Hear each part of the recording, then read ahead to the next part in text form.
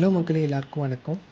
Harry Potter அப்படின்றது வந்து எல்லாருக்குமே தெரிஞ்சிருக்கும். ஹாரி பாட்டர் அப்படின்றது வேர்ல்ட் வைடு ஃபேமஸான ஒரு நேம்.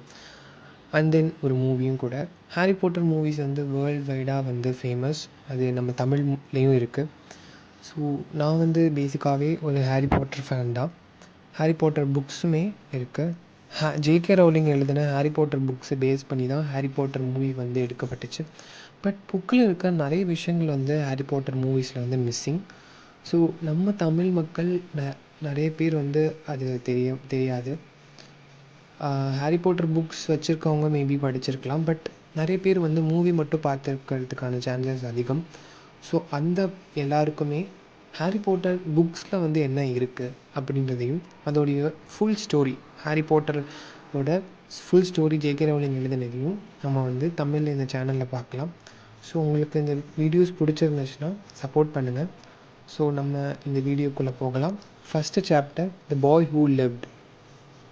புக்கோட ஸ்டார்டிங்கில் மிஸ்டர் அண்ட் மிஸ்ஸஸ் டஸ்லி பற்றி சொல்கிறாங்க. மிஸ்ஸஸ் டஸ்லியோட பேர் பெட்டூனியா. இவங்களுக்கு ஒரு பையன் இருக்காங்க. அவங்க பையன் பேர் டட்லி. மிஸ்டர் டஸ்லி வந்து டைரக்டராக இருக்கார்.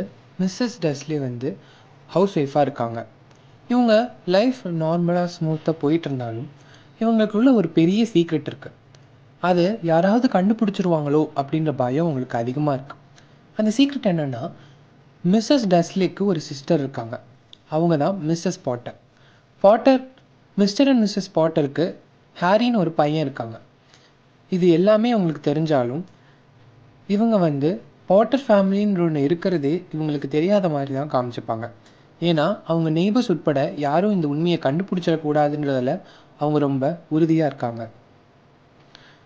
மிஸ்ஸஸ் டஸ்லிக்கு நெக்கு வந்து நார்மல் ஹியூமன்ஸை விட 2 times லாங்காக இருக்க மாதிரி டிஸ்கிரைப் பண்ணியிருப்பாங்க. அதே மாதிரி மிஸ்டர் டட்லி வந்து ஃபேட்டாகவும் முஸ்டாச்சோடவும் இருப்பாருன்ற மாதிரி இந்த புக்கில் டிஸ்கிரைப் பண்ணியிருப்பாங்க. இன்றைக்கி ஒரு டியூஸ்டேவை காமிக்கிறாங்க. அந்த டியூஸ்டேயில் morning Mr and Mrs Dursley எந்திரிச்சுக்கிறாங்க. மிஸ்டர் டட்லி வழக்கம் போல் அவரோட சூட்கேஸை எடுத்துகிட்டு அவரோட வீட்டிலேருந்து அவரோட காரில் 8:30 மணிக்கு கிளம்புறதுக்கு தயாராகிறாரு. அவர் வீட்டை விட்டு வெளியே வரும்போது ப்ரைவேட் டிரைவ்ன்ற சைன் போர்டு கீழே ஒரு பூனை இருக்கிறத பார்க்குறாரு. அந்த பூனை மேப் படிக்கிற மாதிரி அவருக்கு தெரியுது. ஒரு ஜெர்க்காயிட்டு திருப்பி அவர் பார்க்கும்போது அந்த மேப் அவரோட பார்வையில் இல்லாததுனால நார்மல் பூனைன்னு நினச்சிட்டு அவர் வந்து அந்த இடத்துல இருந்து விலகி அந்த காரில் ஏறி அவர் வந்து அவர் ஆஃபீஸ்க்கு போகிறாரு. போகிற வழியில் பார்க்குறாரு, அவர் போகிற வழியில் டிராஃபிக் ஜாமாக ஆகிடுச்சு. அப்போது நிறைய பேர் இந்த மாதிரி வித்தியாசமான காமெடியான ட்ரெஸ்ஸை போட்டிருக்கிறத பார்க்குறாரு. அது அவங்க எல்லாமே க்ளோக்ஸ் வேர் பண்ணியிருந்தாங்க. அதுக்கப்புறம் அவரோட காரை அவங்க ஆஃபீஸோட பார்க்கிங்கில் பார்க் பண்ணிவிட்டு அவரோட 9th ஃப்ளோரில் இருக்கிற அவரோட ரூமுக்கு போகிறாரு. ஒர்க் பண்ணி முடிச்சுட்டு லன்ச் பிரேக் வருது. அதனால் அவர் ஆஃபீஸ்க்கு முன்னாடி இருக்கிற பேக்கரிக்கு போகிறாரு. போகும்போது ஒரு குரூப் ஆஃப் பீப்புள் வந்து க்ளோக்ஸ் வேர் பண்ணியிருக்கிறத பார்க்குறாரு. இவர் ஏதோ அவங்க எனிமி மாதிரி அவங்கள முறைச்சிட்டு அவர் போகும்போது அவங்க ஹாரி பாட்டர் அப்படின்ற மாதிரி வேர்ட்ஸ் விஸ்பர் பண்ணுறத அவர் கேட்குறாரு. உடனே வந்து அவருக்கு ஷாக் ஆகுது.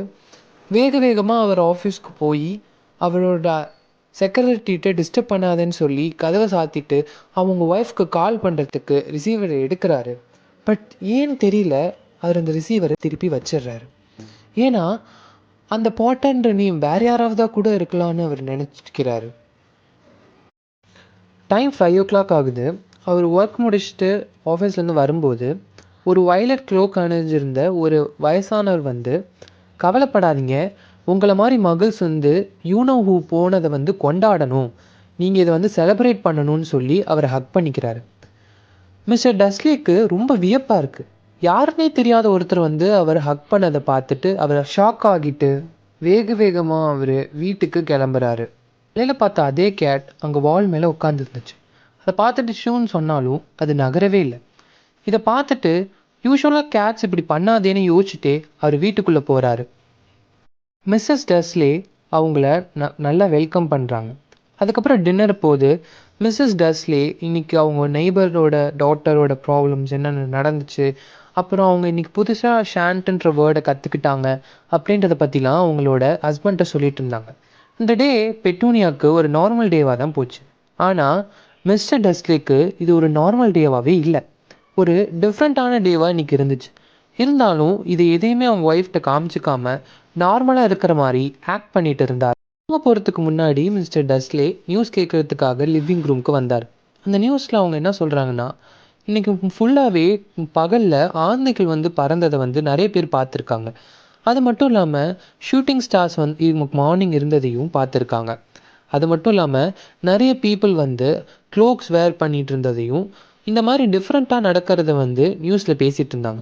இது எல்லாத்தையும் மிஸ்டர் டஸ்லேயும் பார்த்துருந்ததுனால ஒரு மாதிரி ஷாக்காகவே நின்றுட்டு இருந்தார்.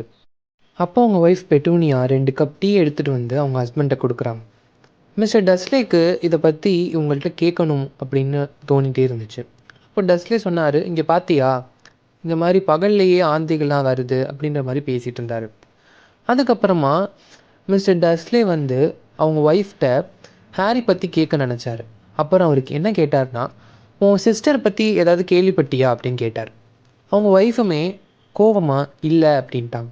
அப்புறம் ஹாரி பற்றி கேட்கணுன்றதுக்காக அவங்க பையனுக்கும் இப்போ நம்ம பையனோட வயசு தானே இருக்கும் அப்படின்னு கேட்டார். அதுக்கும் அவங்க ஆமாம் அப்படின்னாங்க. அவன் பேர் என்ன அப்படின்னு கேட்கும்போது, அது ஹாரி, அது ஏதோ ஒரு நார்மலான நேம் அப்படின்னு சொன்னாங்க. இதுக்கப்புறம் அவர் பேச விரும்பாமல் மாடிக்கு போயிட்டார். மாடிக்கு 2 பேர் போய் பெட்ரூம்க்கு போனதுக்கப்புறம் அவங்க ஒய்ஃபு உடனே தூங்கிட்டாங்க. ஆனால் அவருக்கு தூக்கமே வரல. இந்த மார்னிங்லேருந்து நடந்த விஷயங்களுக்கும் ஹாரி பாட்டர் ஃபேமிலிக்கும் ஏதாவது சம்மந்தம் இருக்குமான்னு யோசிச்சுட்டே இருந்தார். அவரோட விண்டோவிலேருந்து அந்த கேட்டை பார்க்கும்போது அந்த கேட்டு தூங்குற மாதிரியே இல்லை, யாருக்காகவோ காத்துட்டு இருந்த மாதிரியே இருந்துச்சு. இதையெல்லாம் யோசிச்சுட்டே அவர் தூங்கிட்டார். திடீர்னு பார்த்தா அந்த ப்ரைவேட் டேவோட கார்னரில் ஒரு கருப்பு உருவம் தெரிஞ்சுது. அந்த உருவம் ப்ரைவேட் டேவோட கார்னரில் இருந்து வந்துச்சு. அது ஒரு மனுஷன். அந்த மனுஷன் யார், அவர் எதுக்கு இங்கே வந்திருக்காரு அப்படின்றத பார்ட் 2ல் பார்க்கலாம். Until then, stay tune.